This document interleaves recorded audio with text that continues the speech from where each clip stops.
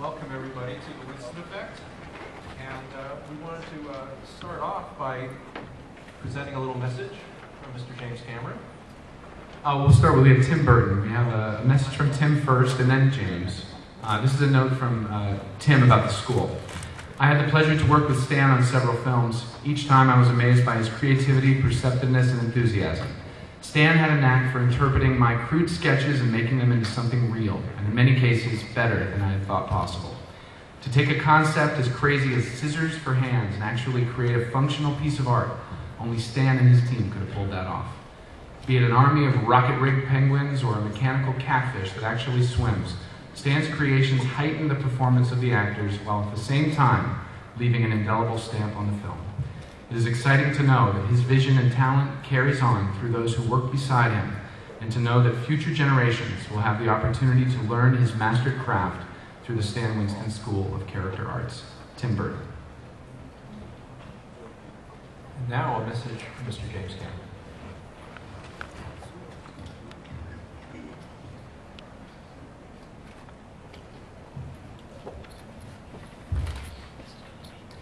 Stan Winston was one of my dearest friends in the world, and it's hard to imagine that he's been gone from us for coming up on 2 years.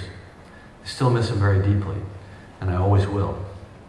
And that's why I'm so excited about what his family is doing to preserve his legacy by creating the Stan Winston School of Character Arts.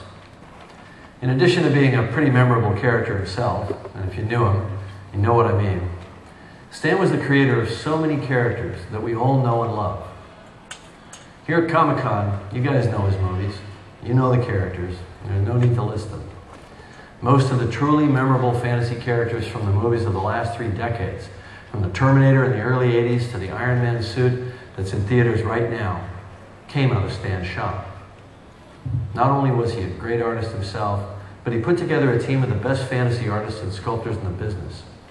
And he kept the loyalty of that team by inspiring them, by challenging them, and by respecting them.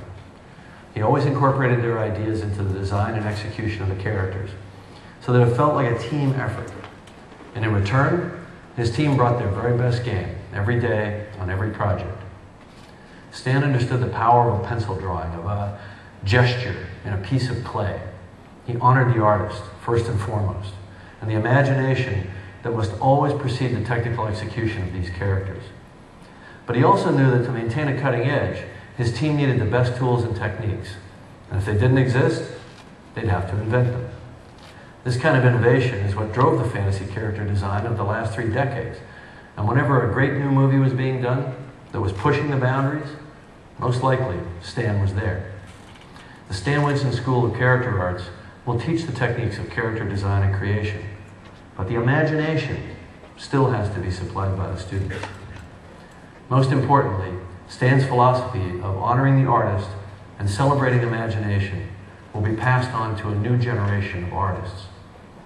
I hope you fans at Comic-Con will celebrate and support what Stan's family is doing with the Stan Winston School of Character Arts.